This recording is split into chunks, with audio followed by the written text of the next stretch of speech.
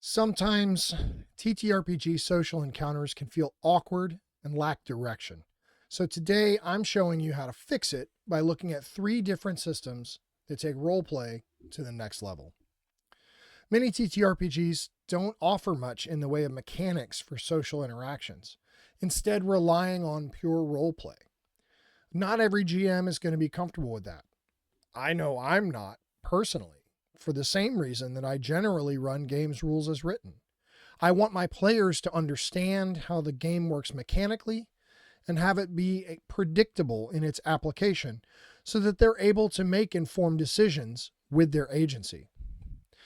Hi, my name is Travis, and I'm one of the developers of a new science fantasy TTRPG called Altered World, the game that finally lets you answer the question, I wonder if I can make a character that could convince a vegan to eat a steak. A couple of weeks ago, I saw this video from Mystic Arts, where Davi talked about the negotiation system in MCDM's Draw Steel, and how it might be applied to D&D 5th edition. This video really grabbed me because one of my favorite aspects of Altered World from the origins nearly 30 years ago is our verbal combat system. So I wanted to talk through a couple of the systems out there that I'm aware of and why I think they add a valuable element to the game. So with D&D, like we mentioned before, D&D's social interaction mechanics are pretty sparse.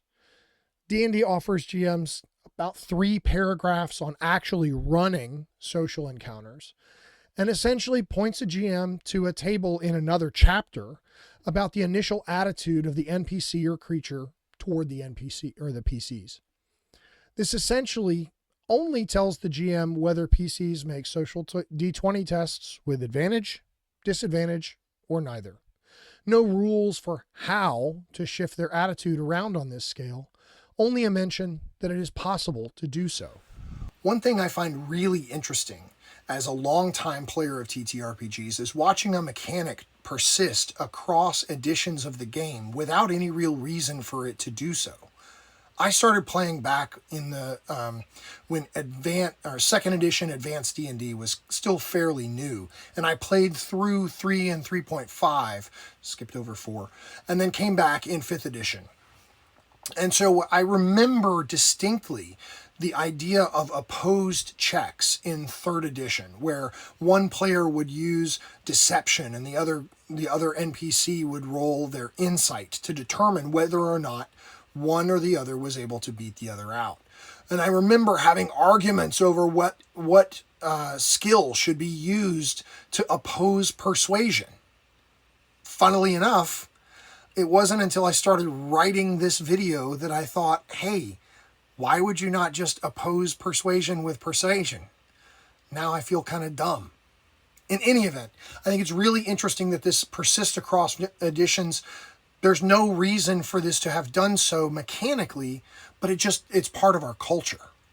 So Draw Steel's got a pretty robust negotiation system. I think it's very interesting. It's not quite to what I would say is like a full verbal combat system in my mind, but even if you're not playing Draw Steel specifically, this is probably the easiest system to port over into your 5th edition game. I did so as soon as I saw Davi's video and the video he pointed his viewers to by Matt Perkins here. The links are also in the description. I immediately found the rules online and made very minor tweaks to put them into 5th edition language and forced them, gently presented them to my players as an option I'd like to explore in the game, with the possibility of immediately putting them to use in the next session. Sadly, our next session was scrubbed due to adult life stuff, so I'm still waiting to put them to use, but I have very high hopes. What I like about this is the negotiation system introduces the idea of attributes specific to social interaction, something like hit points, as well as a grading system for determining outcomes. These are patience and interest. They provide an expanded initial attitude table with 5 options instead of 3, and then on that table, you can have there are patience and interest scores for each attitude.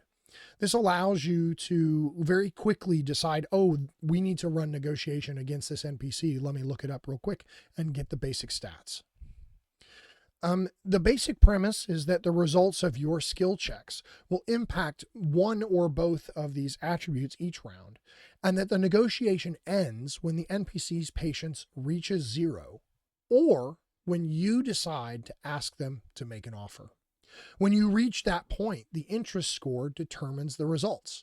I really love the way they do this too, with this continuum from no and something bad happens all the way through yes and something really good happens. That continuum, I feel like, gives a game master a really solid framework to riff off of. They address how to negotiate or initiate negotiation within a combat scene, but they stop short of being actually able to use negotiation inside physical combat. More on this in a second. All in all, I think this is a great system, and I appreciate the obvious work the MCDM folks put into it. So with the Witcher RPG, now we're into true verbal combat territory. That's even what they call it. So they're really kind of stressing the idea that this is not just negotiation or just social interaction. I'm not specifically part of the Witcher fandom. I think it's a great franchise with some fantastic storytelling elements, but it never really flipped my switch enough to really dive in hardcore. And so this is not a game I've played personally. I had to do some research on the rules to see what I could find out because I had heard that this existed. If you're a fan of the game and you've played it and I get some of this wrong, please don't hesitate. I want to hear about it in the comments below. Let me know what I didn't get right, because I think it's interesting. So as I understand the system, they divide verbal combat actions into empathetic and antagonistic.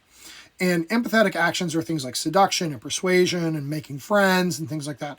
And antagonistic actions is more along the lines of intimidation and ridicule and deception. Each action type has lots of specific things that you can do, specific actions that you can take.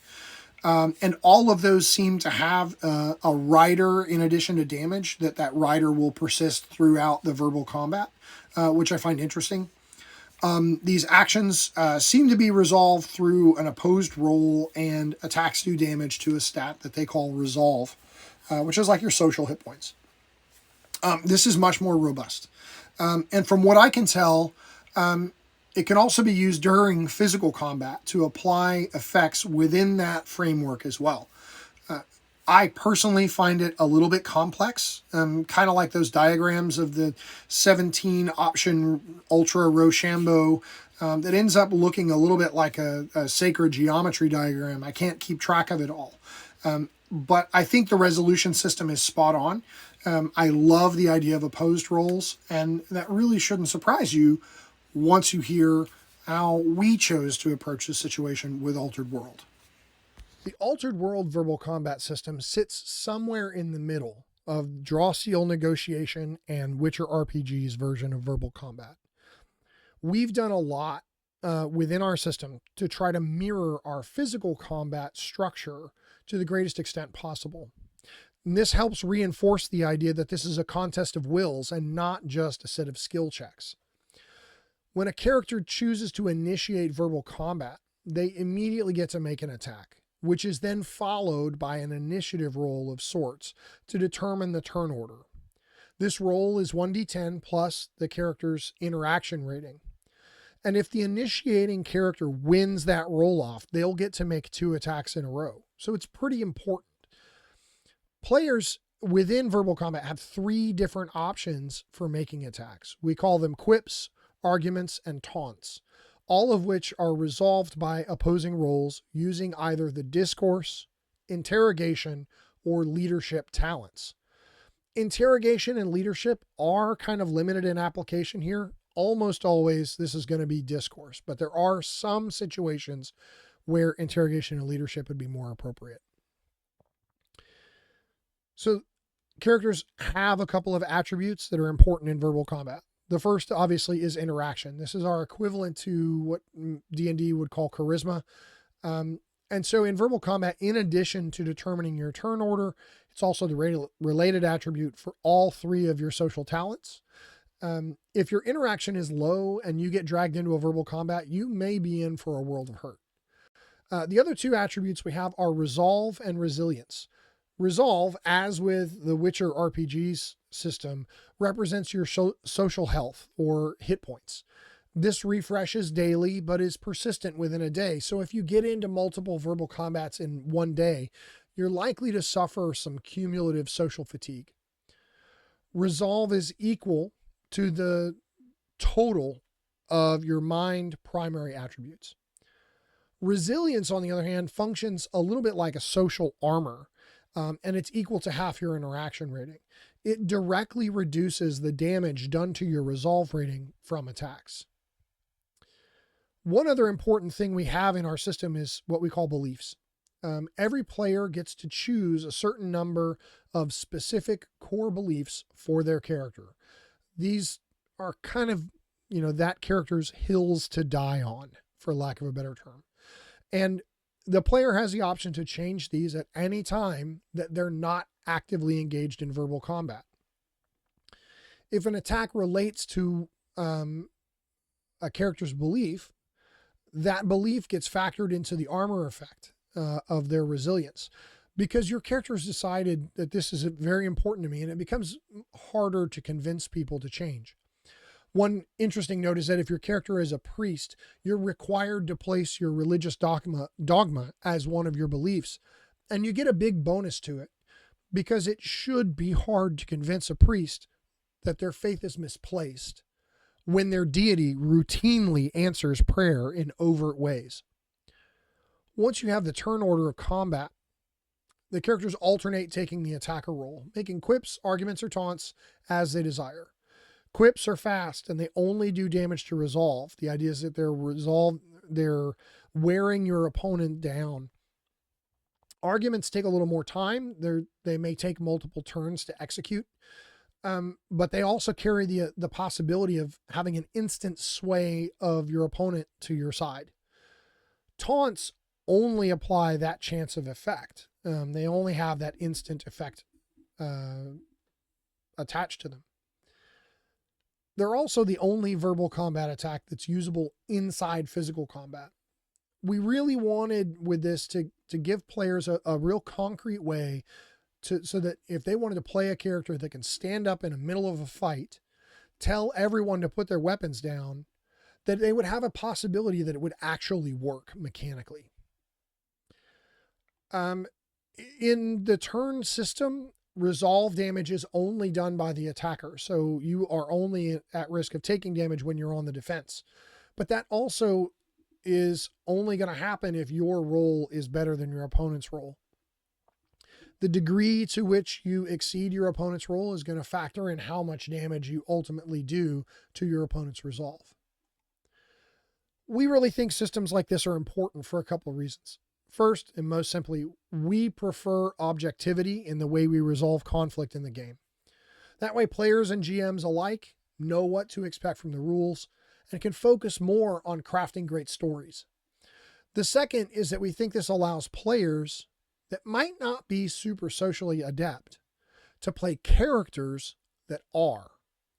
We believe that the aspect of playing your character that exemplifies a perceived lack or shortfall in yourself can be very rewarding, both at the table and in the rest of that player's life. This lets the player do that, which might help them in a desired growth path in their own life. So what do you think? Are these systems just a waste of page inches, or do they add something meaningful to your game? Let us know in the comments. We appreciate you watching this video. Please consider liking and subscribing if you think it was valuable. You can join our Discord as well if you'd like to know more about the Altered World. And don't forget to go down into the description for the links to Davi's video and Matt Perkins' video about how this applies to D&D 5e. And have a great day.